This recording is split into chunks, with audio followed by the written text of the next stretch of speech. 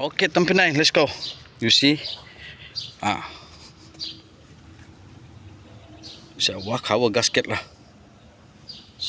Okay? Kenapa dia Tampinay, bocor minyak? Sebab katingo expired. Biasa dia bulat sampai sini, nampak nih. Tapi ini sudah makan. Dia pelan-pelan hancur, mungkin panas lah. Okay? So itulah kamu, dia punya spark banjir, nampak? Banjir, semua banjir. Jadi kalau kita buka spark plug Tampinay, jangan panik kalau kita masa start dia ada asap, itu minyak hitam jatuh pergi plug. Okay? Nampak? So saya mau cuci dulu nih. Lepas mau kasih bersih baru boleh. Tapi kalau kamu mau senang lah, jangan kasih main pulas-pulas lah kan. Kamu buka saya nih antiniter ni nomor 10 sama nih klip. Nampak klip. Senang kamu buka. Lepas tu ada satu kabel tie di sini tu, buka lah. Klip lah. Klip. Senang sikit.